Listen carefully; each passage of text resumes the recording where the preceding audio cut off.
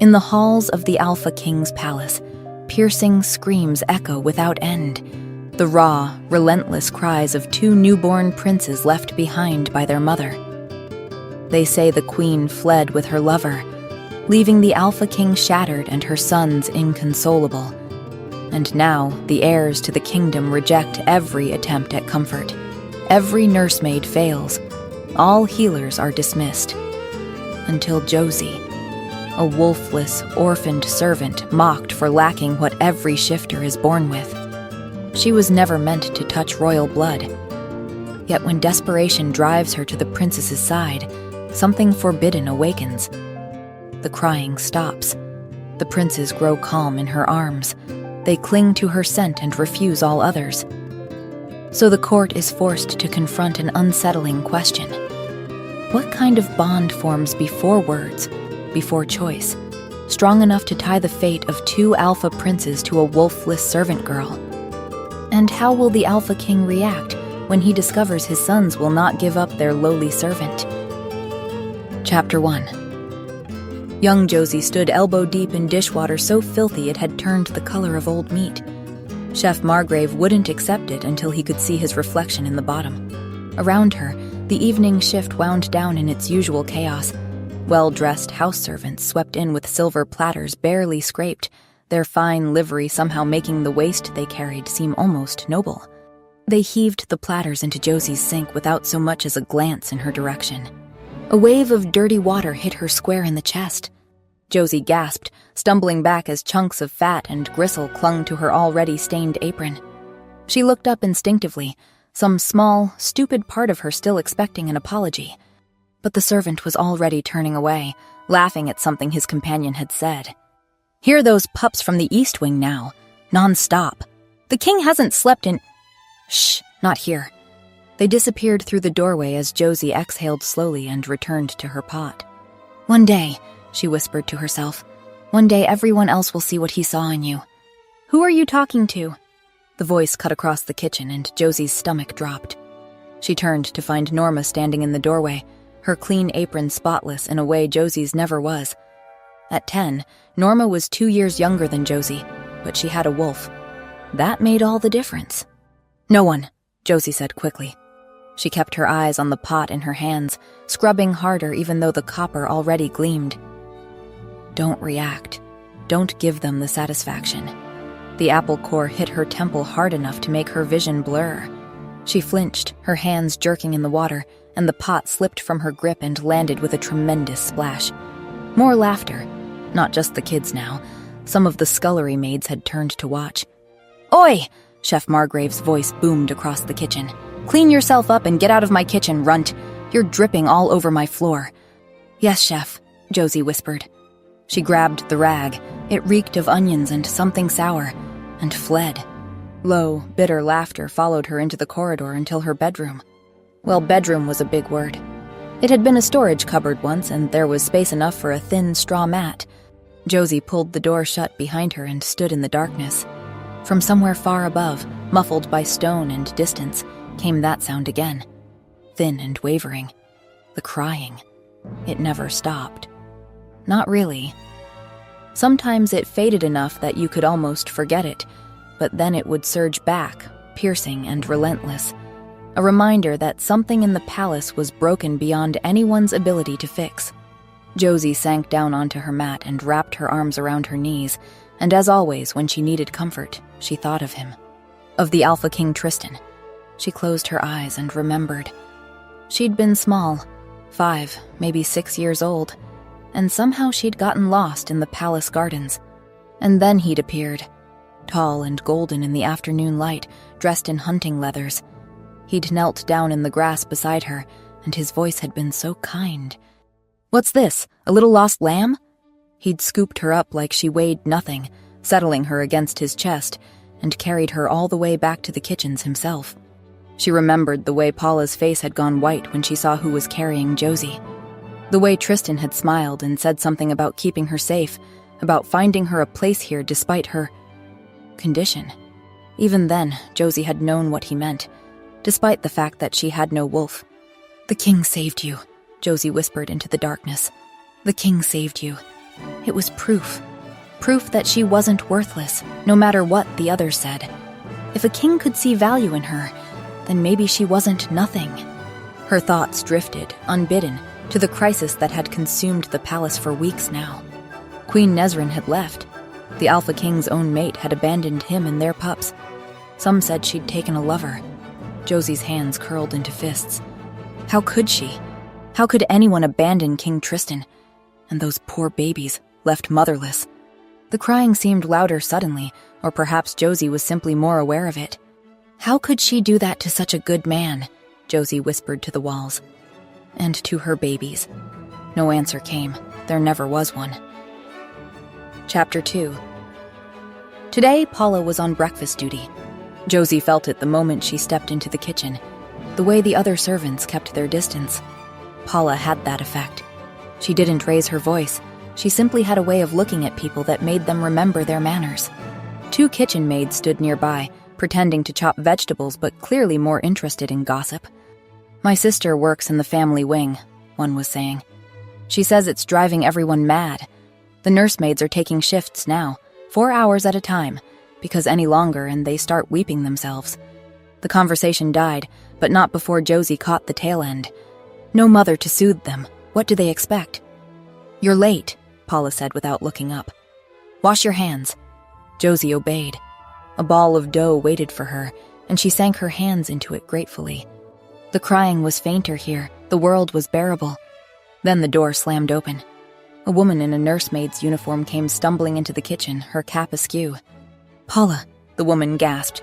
"Paula, please, you have to help me." Paula set down her dough and wiped her hands on her apron. "Catch your breath, Marla." But Marla didn't catch her breath. "The princes," she said, her voice cracking. "They won't stop screaming. We've tried everything, but they just keep crying and nothing calms them." "They're still at it? 4 weeks now since the queen left." "Quiet!" Paula snapped. She turned back to Marla and gripped the woman's shoulders. "What do you need?" "You're still nursing, aren't you?" Marla's hands clutched at Paula's sleeves. "Please, we need someone to try. The wet nurses have all failed. The king is furious. He's threatening to dismiss the entire staff if we can't—" Paula's jaw tightened. "I'll come."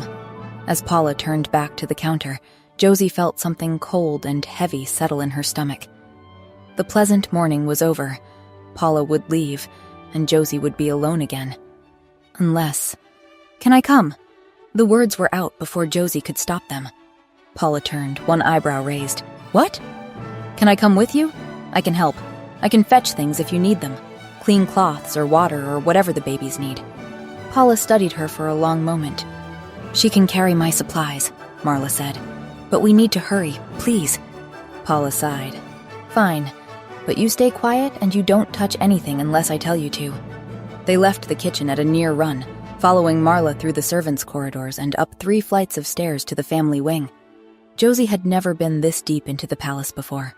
The halls were wider here, the floors polished marble instead of rough stone, but she barely noticed.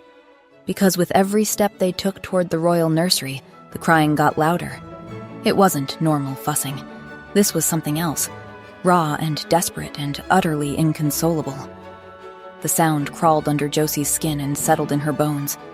By the time they reached the nursery door, Josie's hands were trembling. Marla pushed the door open.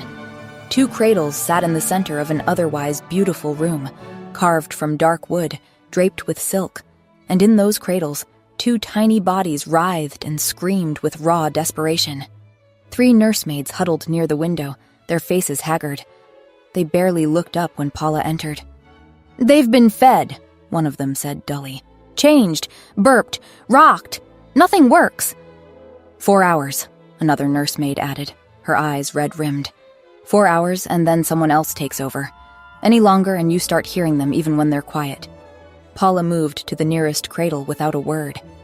She lifted one of the babies, small, red-faced, his little fists flailing, and settled him against her chest. "Shh," she murmured, swaying gently.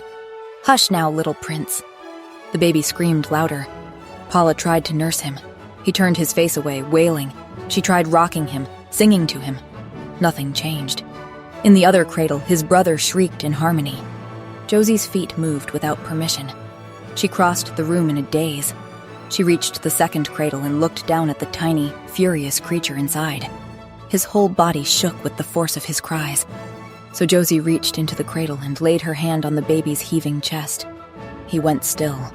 His eyes popped open, wide and dark and startled. He stared up at Josie as if he'd never seen another person before in his short life. She didn't think. She simply opened her mouth and sang. It was the lullaby Paula had sung to her when she was small, the only song Josie knew all the way through. Her voice was thin and unpracticed, but the baby's breathing slowed. His tiny fist uncurled and reached for her finger. And in the cradle behind her, the second twin's screaming stopped. "How?" Marla began, but she couldn't seem to finish the question. For the first time in 4 weeks, the royal nursery was completely, impossibly still. Chapter 3. The nursery had gone so quiet that Josie could hear the clock ticking on the mantel. "At last," Marla breathed. Then louder, "You're charmed, girl." One of the other nursemaids stepped closer. 4 weeks we've tried everything. Wet nurses, rocking, songs, nothing. And you just walk in and..." Josie barely heard them. She couldn't look away from the twins, from Vito's long lashes casting shadows on his round cheeks, from Theon's rosebud mouth slack in sleep. They loved her. She could tell. These perfect, royal, utterly precious things loved her without condition, without judgment. For the first time since the king had carried her from the garden all those years ago, Josie felt chosen. "Can you bring her back tomorrow morning?" Marla said to Paula. "Please?" Paula's gaze was fixed on Josie, her expression unreadable. "Yes," she said finally. "We'll come back." And 1 year passed like water through cupped hands. 1 year of following Paula through the servants' passages 3 times a day, of slipping into the royal nursery like a secret. Marla and Paula had tried to guard Josie's involvement carefully. The other nursemaids were sworn to silence.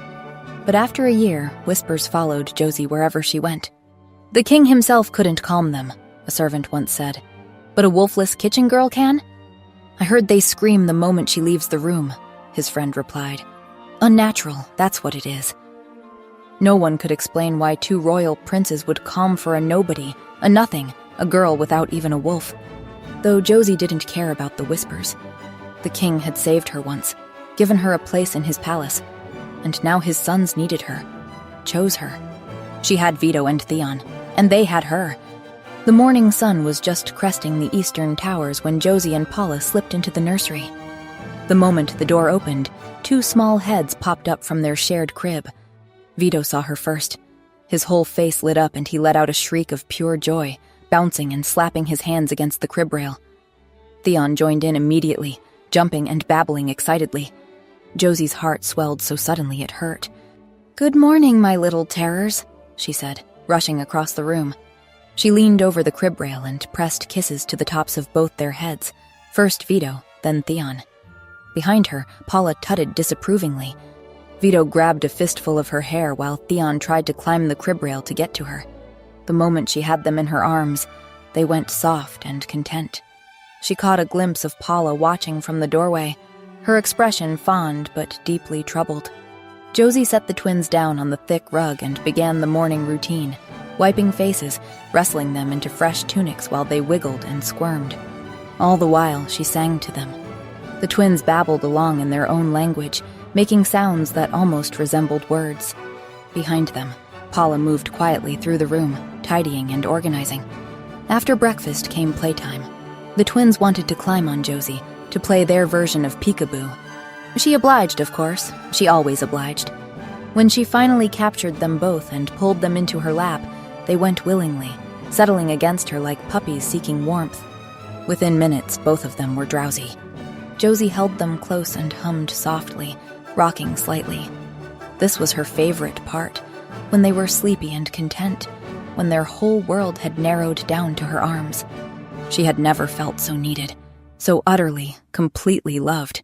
And she couldn't help but think, the king must know. Maybe he would come to see for himself. Maybe he would recognize her and understand that she was meant to care for his sons. Maybe he would smile at her the way he had in the garden.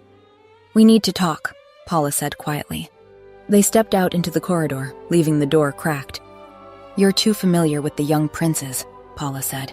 "You forget your place." "I know my place. It's by their side because they need me," Josie said, defensive. "No one else can calm them." "I know, but that doesn't change what you are. What they are." Paula gripped Josie's shoulders. "You are a servant. They are princes. If the king finds out how attached you've become, there will be hell to pay." Josie pulled away. "His Majesty would be pleased that his sons are so well loved. He's so kind. He saved me once. He'd understand." "Josie?" Paula's voice held a warning. "Think about what you're saying. They need me. I'm special. Maybe this is why the king saved me." Paula stared at her for a long moment. "You think the king will welcome you? Give you a place of honor?" Paula shook her head slowly. "Those pups will grow. And where will that leave you? Heartbroken, cast aside, or worse." "You don't know that," Josie said. "You are a servant, Josie. Never forget it." Paula turned and walked back into the nursery, leaving Josie alone. But Josie couldn't bring herself to believe it, because deep down she'd been harboring a dream. She wanted the king to discover them, wanted him to see her with his sons, see how much they loved her, so that he would love her too. He'd saved her once before. Surely he would understand. 3 weeks later, it was an ordinary morning. Josie had dressed the twins in matching outfits, and they'd promptly undone all her work by crawling away the moment she set them down. "Vito, come back here!" He squealed and crawled faster. Josie lunged for him, and he shrieked with laughter. Theon, seeing his brother captured, crawled over at top speed, reaching for Josie with both hands. "Got you!" Josie gasped, laughing. "Got you, my little monsters!" The double doors to the nursery slammed open, and the laughter died in Josie's throat. King Tristan stood in the doorway, tall and golden and impossibly handsome.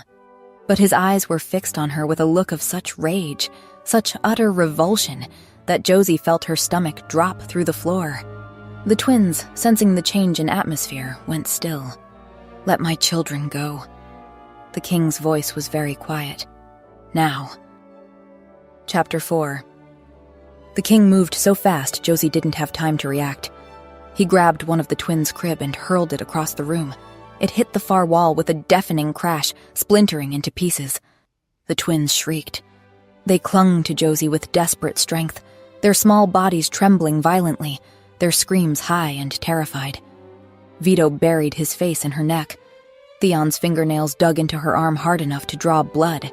Josie wrapped her arms around them instinctively, staring at the king in absolute incomprehension. Why was he so angry? Was he under some kind of spell? The nursery doors burst open and Paula and Marla came running in. The king whirled on them. "Why?" he bellowed. "Does this servant child have her filthy hands all over my sons?" The twins were sobbing now, their small bodies heaving with each breath. Josie barely heard them. This was all wrong. What was her king saying? She pushed herself to standing on shaking legs, the twins still clinging to her. "Your Majesty," Josie said, "please try to understand. Your sons need me." His attention snapped back to her. The look in his eyes, cold, vicious, utterly devoid of the warmth, froze the blood in her veins. "Need you?" His voice was soft now, worse than the shouting. "Why would the heirs to my throne need you?" He took a step toward her and she instinctively backed up. "You are nothing, less than nothing. You're a servant, and wolfless one at that," he snapped. "So get your filthy hands off my sons." Paula and Marla seemed to snap out of their paralysis. "Sire," Paula said, "the girl does have a sort of affinity with the children. I'll make sure she remembers her place, but perhaps—" "Get her out of here!" the king roared. His scent, sour and angry, the scent of an enraged alpha, was stifling. "If I see her even look at my boys again, I'll have her whipped in the courtyard," he said, "and thrown from the palace to die in the woods like the worthless thing she is." Josie's knees gave out. She collapsed to the floor, the twins still clinging to her, and the sob that tore from her chest was animal in its rawness. "No," she gasped. "Please, please, I'll only come at night." "Josie, Paula's hand closed on her elbow, trying to pull her up. "Come, now." Marla took her other arm, and together they tried to lift her, but Josie couldn't make her legs work. "No," she sobbed. The king strode forward and grabbed the twins by their collars, yanking them away from Josie with such force that Vito nearly fell. The boys screamed, high, terrified wails that cut through Josie like knives. "Please!" Josie reached for them desperately, but Paula and Marla had her arms now, pulling her backward. The twins fought their father's grip, their little bodies thrashing, their arms stretched out toward Josie. They were crying so hard they could barely breathe. Then the doors closed, and the sound became muffled, distant. But it didn't stop. Josie curled onto her side immediately, pulling her knees to her chest, and sobbed into her hands. Distantly, she felt Paula's rough palm against her hair. "I tried to warn you, child," she said. "They were never yours." The words should have hurt, should have cut, but Josie couldn't process them. I don't understand," she wailed. "Why was he so angry? I was helping them. They were happy. I made them happy."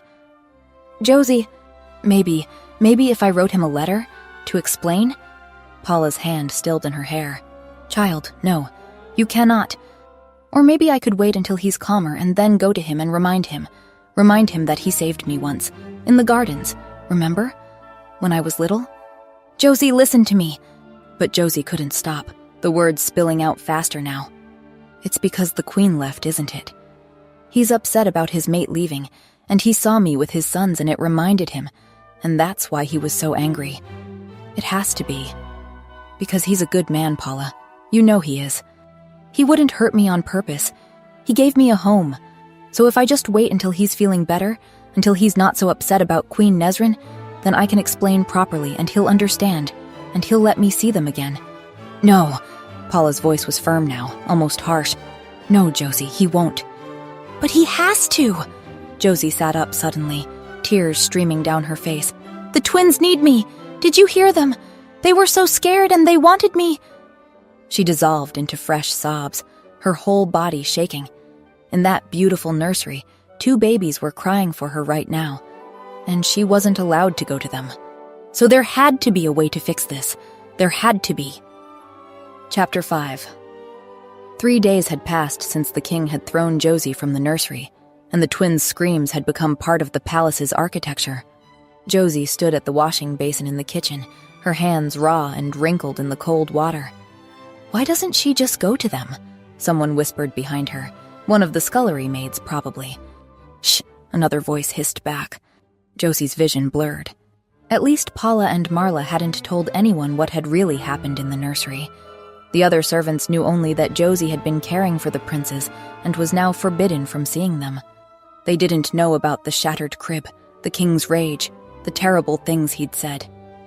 They didn't know that he'd called her nothing. Josie's hands stilled in the water. It didn't make sense. None of it made sense. The king had been so angry, angrier than seemed possible for someone that was good and kind. He'd looked at her like she was vermin, but all she'd done was love his children. All she'd done was make them happy. There had to be a reason. Some explanation she was missing. He'd been upset about something else, about the queen leaving, and he'd taken it out on her because she was there. Or maybe he'd been trying to protect her somehow. "Josie," Chef Margrave's voice cut through her spiraling thoughts. "That pot is clean. Move on to the next one." "Yes, Chef," she whispered. Josie was just turning toward the corridor that led to her room when the kitchen door burst open. "Have you heard the news?" a footman said, stumbling in. "Word from the north. Queen Nezrin, she lives. She's raised an army. She's declared war to reclaim her sons." The kitchen exploded into shocked murmurs. Josie felt the words hit her like cold water. Through the sudden cacophony of voices, the twins' crying seemed to cut through even louder, more urgent, more desperate, as if they somehow knew.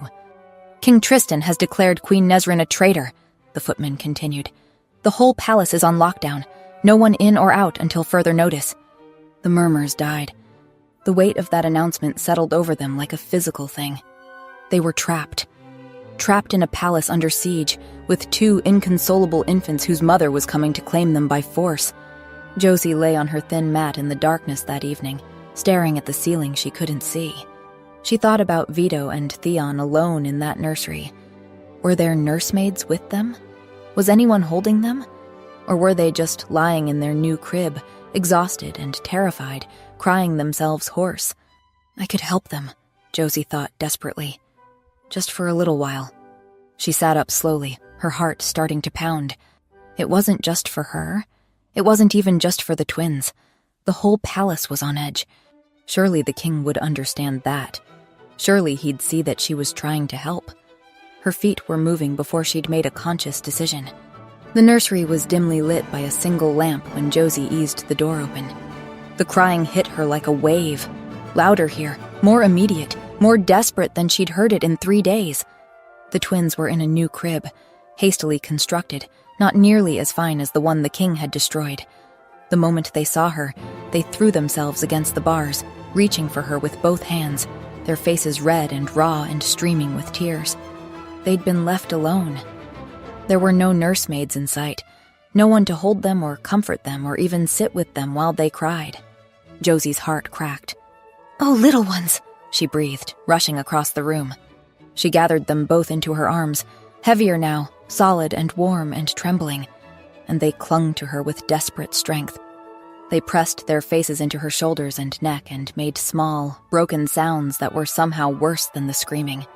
"Hush," she murmured, rocking them gently. "Hush now." The crying stopped. The twins sagged against her, their little bodies going limp with exhaustion. Within moments, their breathing had evened out. They were asleep, truly, deeply asleep, for probably the first time in a long time. Josie held them close, tears streaming down her own face. She knew she shouldn't linger. She'd done what she came to do. The twins were calm and sleeping. She should leave now, before... "I warned you." Josie spun around, her heart stopping. King Tristan stood in the doorway, 2 palace guards flanking him. His rage wasn't explosive like before. Now it was cold, controlled. "Surely you can see," Josie said desperately. "I can help them."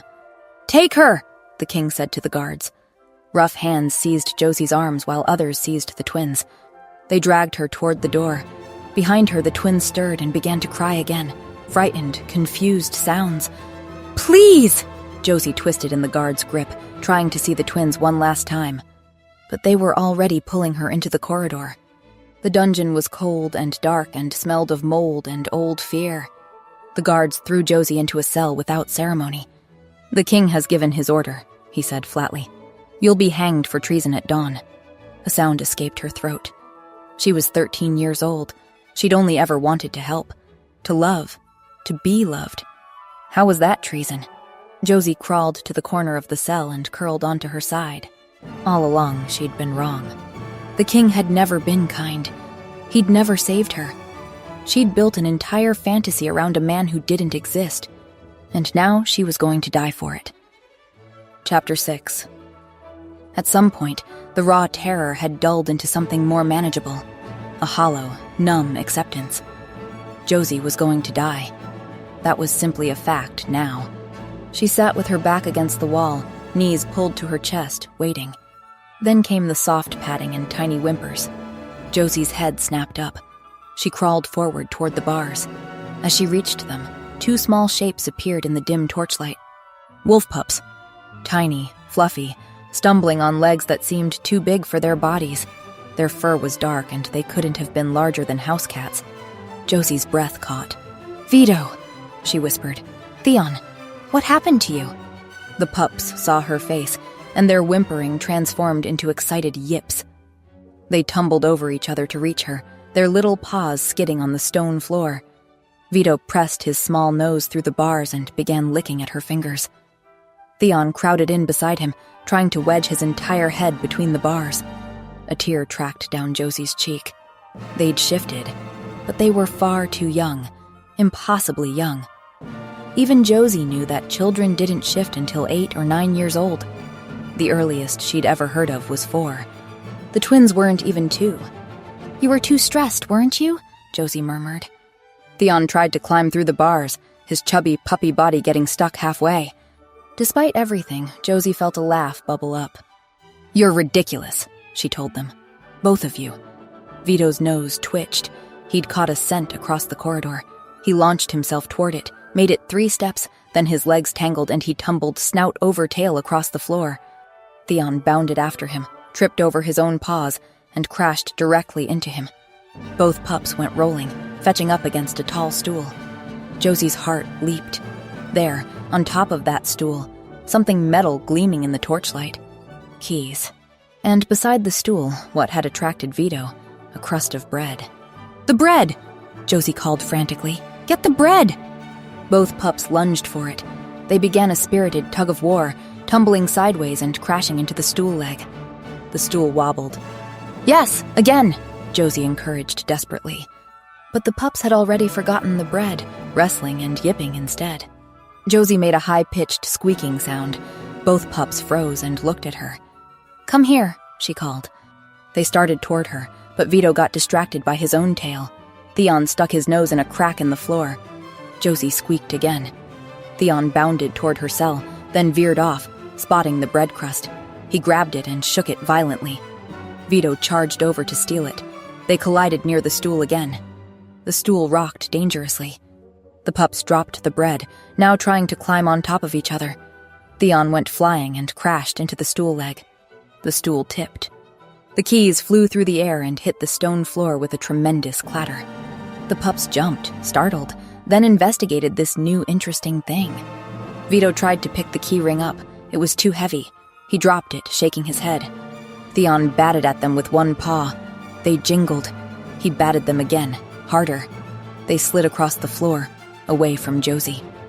No, this way." Josie reached through the bars desperately. The pups wrestled right on top of them, oblivious to Josie's pleas. Then Vito got his paw tangled in the keyring. He panicked and started backing up. The keys dragged along with him, jingling wildly. He backed directly toward Josie's cell. Theon grabbed the other end of the keyring in his teeth, pulling in the opposite direction. They moved in a chaotic sideways path that slowly brought the keys closer to Josie. Yes, keep going," Josie encouraged. Vito gave a particularly hard yank. Theon's teeth slipped and he tumbled backward, right toward the cell. The momentum pulled Vito forward too. Both pups and the keys ended up in a heap directly in front of Josie's cell. Josie's hands shot through the bars and grabbed the keyring. "Good boys," she breathed, tears streaming down her face. "Oh, you wonderful, silly, perfect boys." The pups sat down, tongues lolling out, seeming immensely pleased with themselves. Josie fumbled with the keyring, her hands shaking. First key didn't fit. Second key didn't fit. The pups started grooming each other. Third key, fourth key, fifth key, sixth key. It slid into the lock with a soft click. She turned it. The cell door swung open. Josie dropped to her knees and the pups immediately swarmed her, climbing into her lap, licking her face. "You saved me," she whispered, gathering them into her arms. Vito made a small, proud yipping sound. Theon pressed his face into her neck and sighed contentedly. Josie stood on shaking legs and ran. She stumbled through the dungeon corridors, following the torchlight upward. The pups were heavy, solid little bodies that squirmed occasionally, but they stayed mostly quiet. She pushed through the kitchen door and stopped dead. Paula stood at the work table, a knife in hand. "Josie," her voice was barely above a whisper. "They said you'd been taken to the dungeon." Her gaze dropped to the pups, and her words died. Paula set down the knife. "We need to get you out of here," she said, already moving. She grabbed a canvas pack and began filling it with supplies. "And those pups need to go to their mother." Paula spread a map across the table, tracing a route north. "I'm loyal to Queen Nezrin. Always have been. She's gathering forces here, in the northern territories." Paula's voice was firm. "The king is a dangerous man. He'll hurt you. He'll hurt his own sons. But the queen, she'll protect you. Take them. Go north." Josie's eyes filled with tears. "I'm scared. Please come with me." Paula's face softened. "I'll stay. Lead them off your scent. Buy you time. But you must hurry." She pressed the map into Josie's hand and helped settle the pack onto her shoulders. A warning bell began to ring somewhere above them. Paula pulled Josie into a tight embrace. "Go," she said. "Be safe." Josie's voice broke. You're my only family, Paula. I love you." Paula's eyes glistened. She brushed away a tear, then grabbed Josie's arm and pulled her toward a corner of the kitchen. She yanked aside a rug, revealing a trap door in the floor. "There's a passage," Paula said, heaving it open. "It comes out beyond the palace walls. Head northwest into the forest. Don't stop." Footsteps echoed outside, voices shouting. "Thank you," Josie whispered. "For everything." Paula's stern expression cracked. "Go, child." Josie descended into the passage. Paula lowered the trap door, and the last thing Josie saw was her face before darkness swallowed everything. Josie stood in the darkness, clutching 2 wolf pups who had saved her life. "All right," she whispered to them. "Northwest, to your mother, to the queen." Chapter 7. Josie fled through the dark forest, her heart torn in two. Behind her, somewhere in that palace, was Paula. The only person who'd ever truly loved her, and Josie had left her there. The guilt was a physical weight in her chest, heavy as the pups in her arms and the pack on her back. But she couldn't stop. She had to get the twins to safety. The pups were heavier than she'd expected, solid, squirming weight that shifted constantly. The pack dug into her shoulders with every step, but she kept moving. Only when the forest grew dense did Josie finally slow. She fumbled for the map Paula had given her. Northwest. Paula had said northwest. But which direction was? A howl cut through the night, distant but unmistakable. Tracker wolves. The map crumpled in Josie's shaking hands as she shoved it back. No time. She had to run. The pups whimpered as she took off again. She held them tighter and pushed through the undergrowth. Behind her, the howls grew louder. Men's voices now too. "Faster!" she gasped to herself. "Come on, faster!" But her legs were already giving out. Her knees shook with each step. Without the map, without any sense of direction, Josie knew she was getting lost. Through the trees ahead, amber eyes gleamed.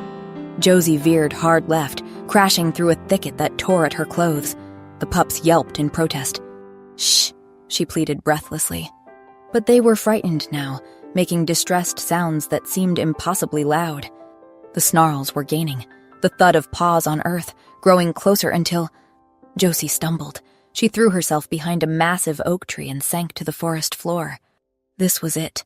This was as far as she could go. "Shh, little terrors," she whispered, her voice shaking. But the pups were too scared. They whimpered and squirmed, their little bodies trembling. Through the darkness, amber eyes blinked, moved closer. The growls of tracker wolves surrounded them, 3, maybe 4, circling the oak tree. Josie pressed her back against the rough bark. She didn't stand a chance. The pups' whimpers grew louder. They couldn't help it. They were babies, terrified and exhausted. Then a massive shadow moved through the undergrowth. The tracker wolf nearest to Josie turned toward the movement. And a wolf unlike any Josie had ever seen exploded from the darkness. He was huge, easily twice the size of the palace trackers, with a scarred muzzle. He slammed into the first tracker with enough force to send it flying. The attack was savage, merciless. Another tracker leaped onto his back, but he shook it off, sending it crashing into a tree with a sickening crunch. Josie pressed herself harder against the oak, her eyes wide with terror. Palace guards burst through the undergrowth, swords drawn. "Rogue wolf, kill it!" The lone wolf reared up and released a howl that seemed to shake the very trees. The guards stumbled backward, their swords wavering. The lone wolf dropped to all fours and charged. The guards scattered, crashing through the undergrowth. Then there was silence. The tracker wolves were either dead or fled. The guards were gone, and the massive, scarred wolf turned toward Josie's hiding spot. His eyes, pale gold in the moonlight, locked on hers. He took a step forward. Josie bolted. She didn't think, just grabbed the pups tighter and ran.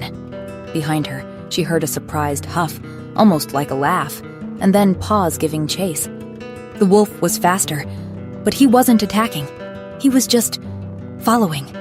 Josie spotted a cluster of large boulders and dove for them, wedging herself into a gap. The space was barely big enough, but she squeezed in. For a long moment, there was only silence.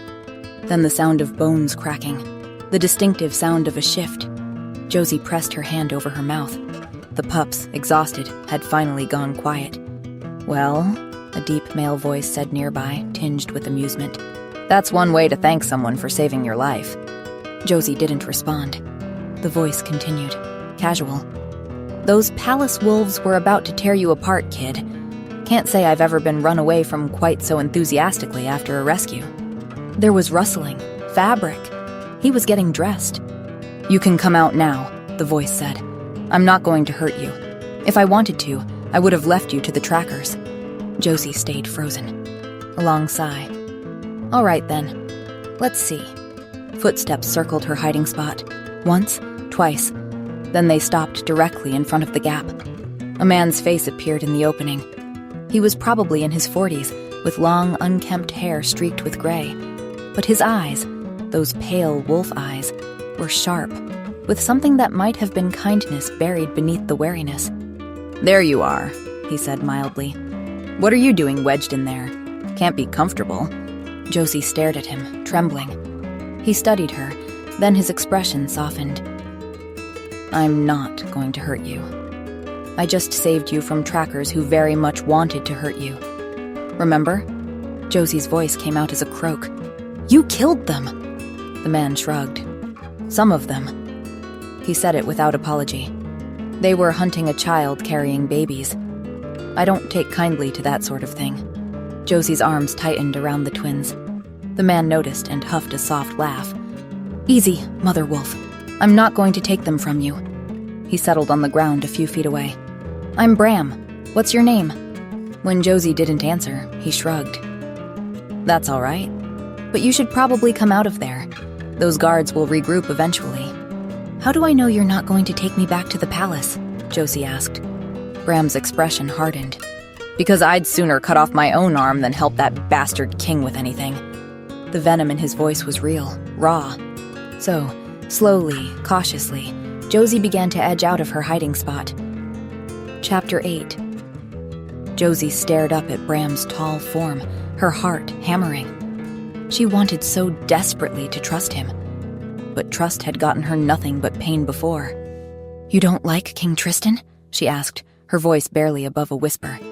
Bram snarled. "The king has no honor. I'd rather have no pack than belong to his."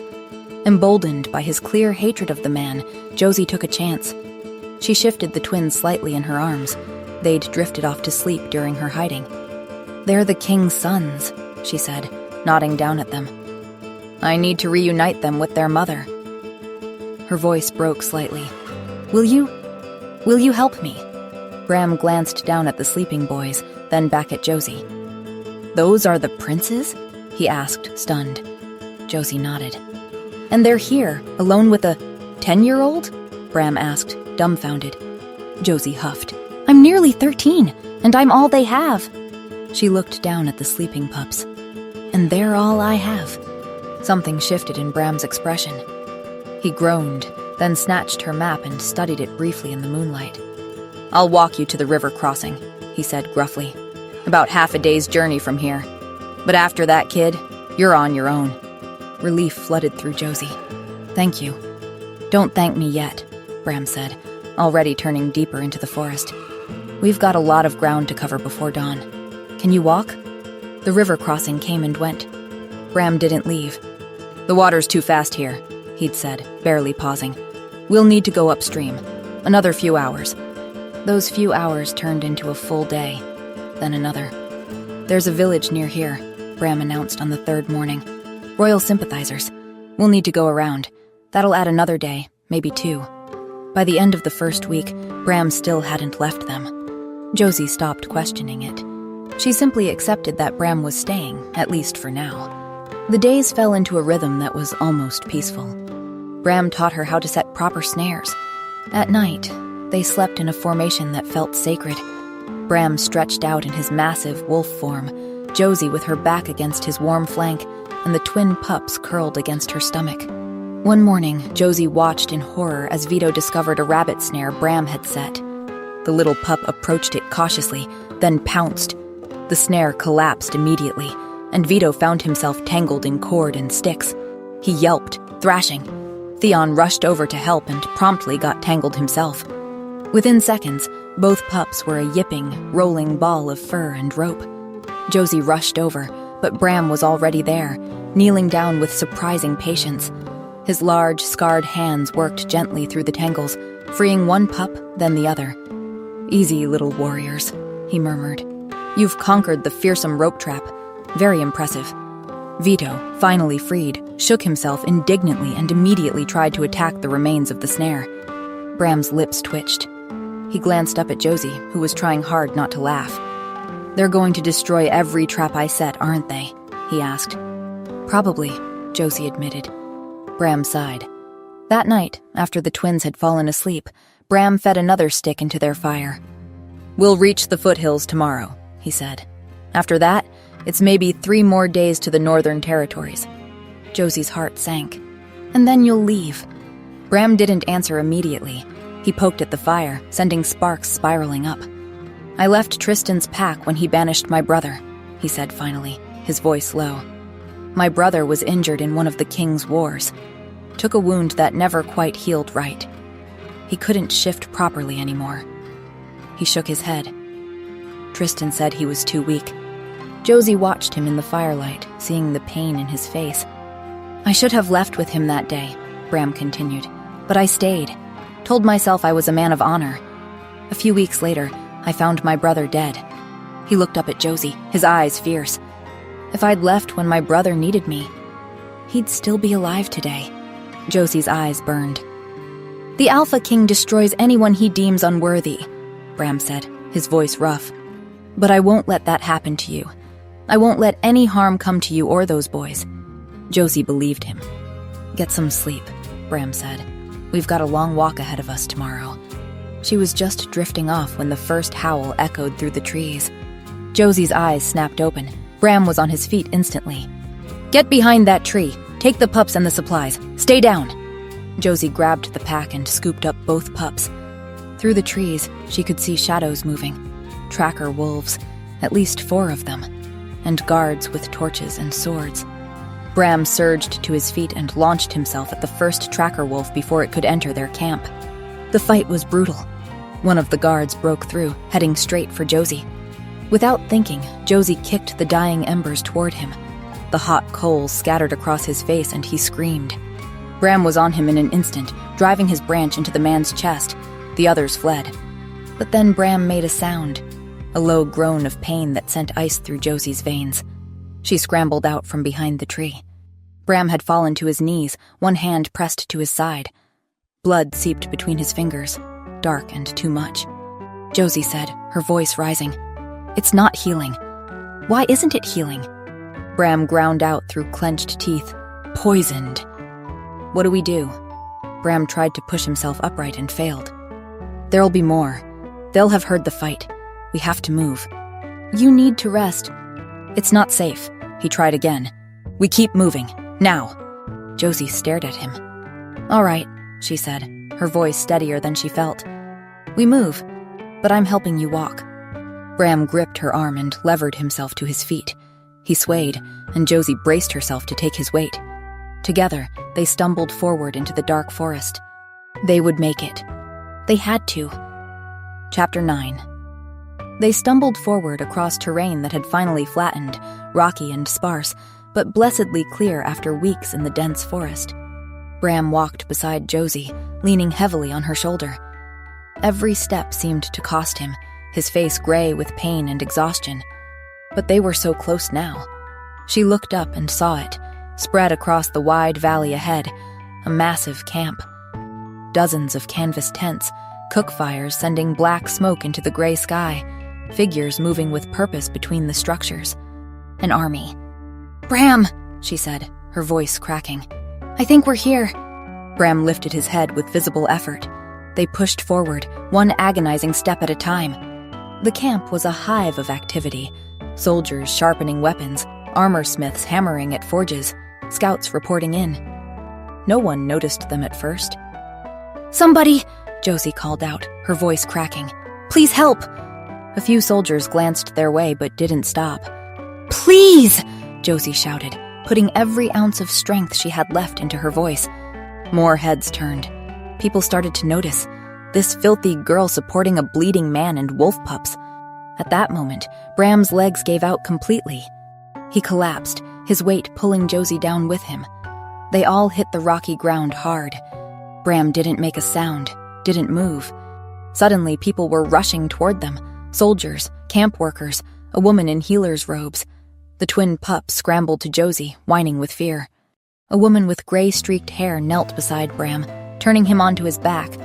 She glanced at Josie with sharp eyes. "What happened, child?" she asked. Josie's words tumbled out. "We were attacked by King Tristan's army. Bram fought them off, but one of the guards had a poisoned blade." The woman examined Bram's wound, pulling aside his blood-soaked shirt. "I need to find the queen," Josie said desperately. "The twins need—" "Someone fetch Her Majesty," the woman called over her shoulder. A soldier sprinted away. "What's your name, girl?" "Josie," she said. "I'm Pandra. I'm going to help your friend." Soldiers appeared with a canvas stretcher and carefully lifted Bram onto it. His eyes were closed, his face ashen, but his chest still rose and fell. Meanwhile, Pandra glanced at the twin pups. "Unusual, to shift so young." Josie pulled them closer protectively. "They're special." Before Pandra could respond, a powerful feminine voice cut through the gathered crowd. "What's the meaning of this?" it asked. The crowd parted. The queen appeared. Josie immediately knew it was her, tall and regal and beautiful even in fighting leathers, her dark hair pulled back in a severe braid. Her eyes swept the scene, then locked on the twin pups pressed against Josie's legs. Recognition and disbelief flashed across her face. Her hand went to her mouth, her eyes filled with tears. Then she was running. She dropped to her knees and gathered both wolf pups into her arms. "My babies," she sobbed. "My babies, you've come back to me." She held them and wept, her whole body shaking. The pups pressed closer, nuzzling against her, their tails wagging slightly. They recognized their mother's scent instantly. The entire camp had gone silent. "Who?" She pulled back, her voice thick with emotion. "Who brought you back to me?" Josie found herself suddenly visible as the queen's gaze locked on her. Her face went absolutely white. "You," she whispered. Fear trickled cold down Josie's spine. "They were lost without you," she hurriedly said. "I tried to keep them safe. I'm sorry if I did something wrong." Nezrin reached her and cupped Josie's face in both hands. Her touch was warm, careful. Her eyes were filled with tears. "You brought my sons back to me," Nezrin said, her voice trembling. "I tried," Josie managed. Up close, Josie could see the queen's hands shaking, see the way her eyes searched Josie's face with an intensity that bordered on hunger. The queen pulled her into an embrace. Josie went stiff with shock, but the queen held her with the same desperate relief she'd shown her sons. "Thank you," Nezrin whispered against Josie's hair. When they pulled apart, Nezrin kept both hands on Josie's face. "What's your name, child?" she asked, her voice strained. "Josie." The queen flinched as if the name had struck her. "Josie," she repeated. "How old are you, Josie?" 13, I think." Nezrin's eyes closed briefly. When they opened, they were swimming with tears. She pulled Josie close again, pressing a kiss to her forehead. Behind them, Pandra called out urgently. "Your Majesty, the wounded man. We need to get him to the healing tent immediately." Nezrin pulled back but kept one hand on Josie's shoulder. "Who is he?" she asked. Josie's voice broke. "Bram! He helped us, protected us." Fierce determination flashed across Nezrin's face. "Take him to my personal healer," she commanded. "Use whatever you need. I want him alive." Pandra nodded and followed the soldiers carrying Bram's stretcher. Nezrin turned back to Josie, brushing a strand of dirty hair from her face. "You must be exhausted. When did you last eat? Sleep?" Josie couldn't remember. "I'm fine. The twins are home now." Nezrin smiled through her tears. Her hand trembled against Josie's cheek. "And so are you. You're home too." Josie frowned. All she could think about was Bram lying pale and still on that stretcher, and the twin pups pressed warm against her sides. They were here. They were safe. And the queen had held Josie like she was something precious. Josie didn't understand any of it. Chapter 10. Josie woke to the warmth of two small bodies pressed against her chest.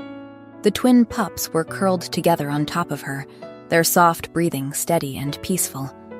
And sitting in a chair beside the bed was Queen Nesrin. Josie's heart jumped. Nesrin raised a hand gently. "Easy, you're safe here." Josie settled back against the pillows, her arms instinctively curling around the twins. The Queen's expression softened. "Thank you. Again. I don't think I can ever thank you enough for what you've done." Josie nodded politely, not trusting herself to speak. Nesrin studied her face and frowned. "Is something the matter? Are you still hungry? Cold? Do you need anything?" Josie shook her head, looking away. She stroked the pups' soft fur, focusing on the feel of it beneath her fingers rather than the Queen's searching gaze. She wanted to ask about Bram, but she didn't know if she had the right to demand anything from a queen. Nesrin's voice was gentle. "It's all right, child. If there's something you need, you can tell me." Josie hesitated. She'd trusted a king before, built her whole world around his supposed kindness. She wouldn't be that foolish again. But Nesrin reached out slowly and Josie flinched back before she could stop herself. The Queen froze. Her scent changed, not angry, but sad. Painfully sad. Nesrin withdrew her hand. "I apologize. I didn't mean to startle you." Josie swallowed hard. The Queen didn't smell angry, didn't look threatening. She looked down at the pups worriedly, and the words came out small and frightened. "They haven't switched back." Nesrin leaned forward slightly. "What do you mean?" Josie's throat tightened. "Not since we left the castle. They've been pups the whole time, and I don't know why, and I—" Her voice cracked. Tears burned in her eyes. Josie cried out, "I should have made them feel safe. I should have done better." Nesrin's voice was firm but not unkind. "Stop. This is not your fault." Josie shook her head. "But I was taking care of them, and—" Nesrin said, her own voice thick with emotion. "They're babies. Babies who were taken from their home, from everything they knew. Babies need stability, security, familiar surroundings. Of course they were scared. Not even their own mother, a queen with an army, could have prevented that." She paused. "So it is certainly not your fault. Do you understand me?"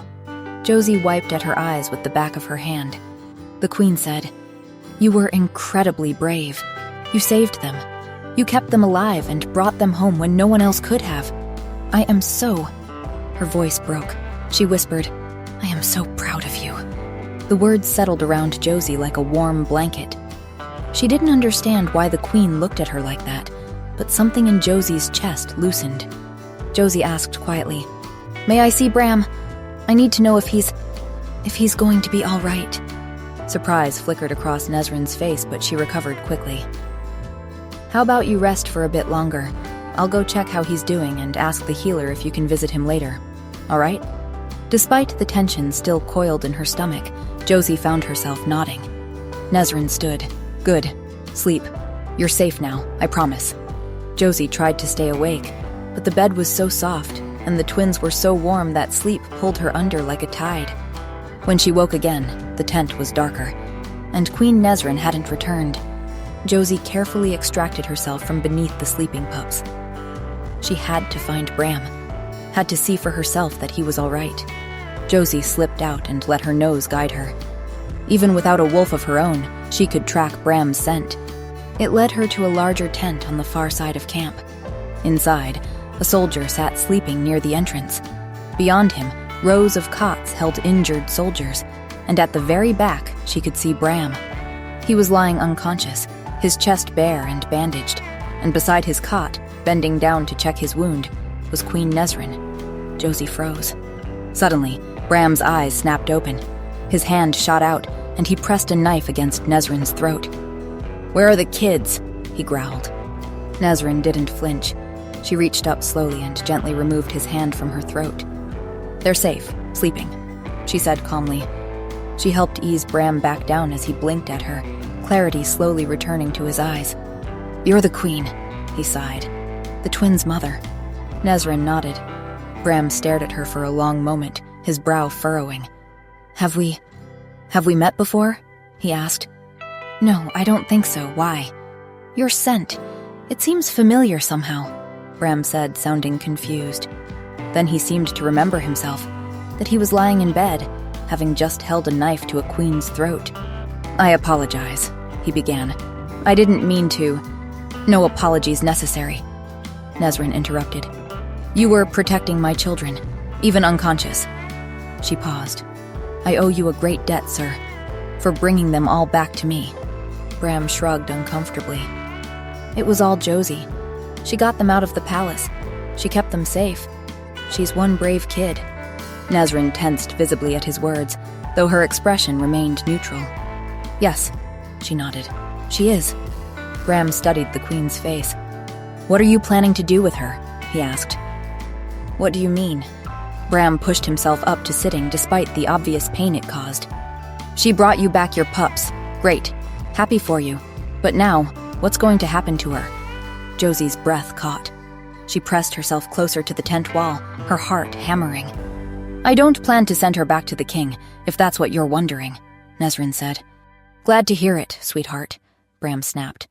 "But there's a world of difference between not being sent to her death and being properly taken care of. She's just a kid.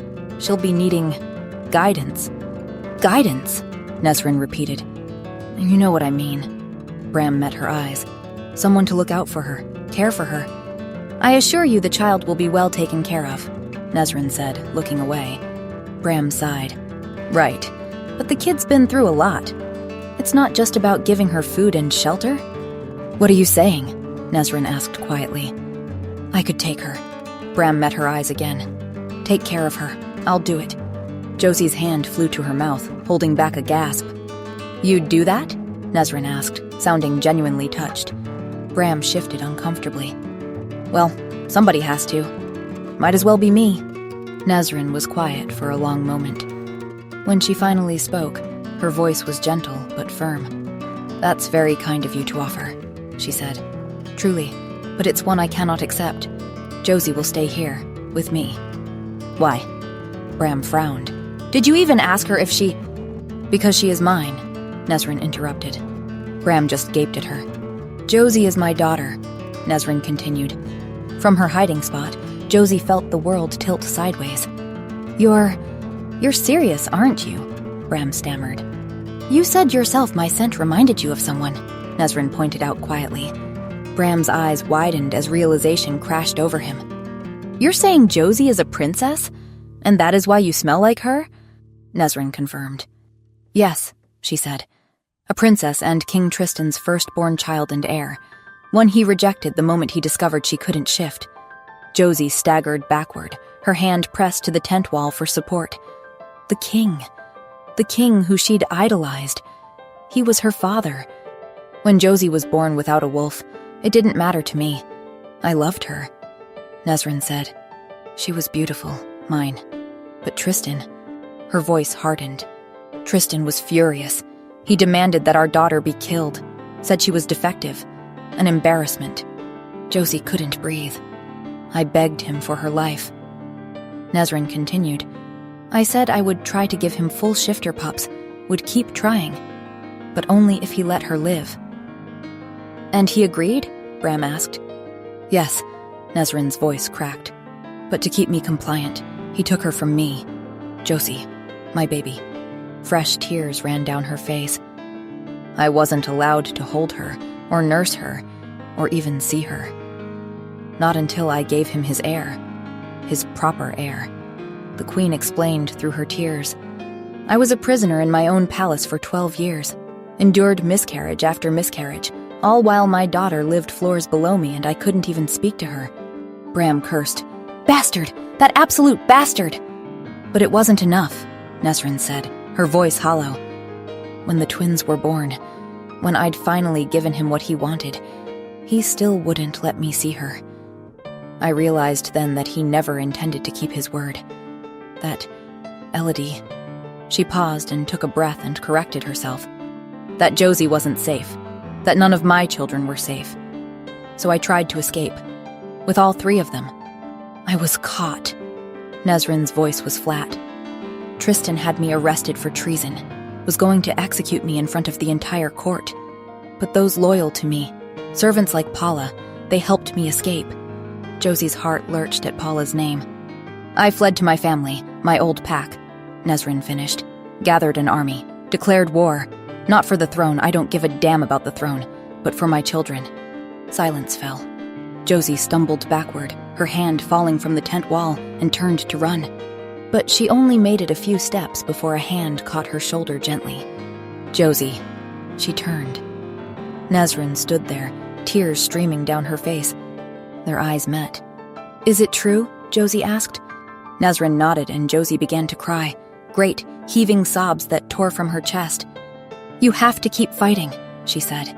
You have to stop him. For Paula. For everyone he's hurt. I will, Nezrin swore. I promise. Josie threw herself into her arms. The queen caught her, holding her close, and they both wept. For the years they'd lost, for the cruelty they'd endured, for Paula's sacrifice, for everything that had been stolen from them. But also for the impossible fact that despite everything, they'd found each other again.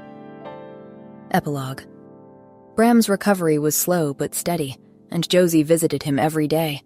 At first she'd come alone, slipping into the healing tent to sit beside his cot and tell him stories about the twins. But as the days passed, she noticed she wasn't always his only visitor. One evening, as the sun dipped low and painted the canvas walls amber, Josie approached the healing tent to find Nezrin already there. The queen sat beside Bram's cot, sleeves rolled up, carefully unwrapping the bandages around his torso. Bram was watching her face with an expression Josie had never seen on him before. You're terrible at following orders, you know that? His voice was teasing. Nezrin said something too quiet for Josie to hear, and Bram huffed a laugh that made him wince. Pretty sure I told you to stop fussing and let the healers do their job, he said. And I'm pretty sure I told you to stop being so stubborn. Bram caught her wrist gently. I'm serious, Your Highness. You don't need to. I want to. Their eyes met and held, the air between them thickening with something warm and weighted. Josie felt suddenly like an intruder. A smile tugged at her lips as she turned away. She found the twins exactly where she'd left them, 2 wolf pups sprawled on a blanket outside Nezrin's tent, playing with carved wooden animals. They'd finally shifted back to their human forms a week after arriving at camp. Josie had woken to find 2 small boys instead of pups, and she'd nearly cried with relief.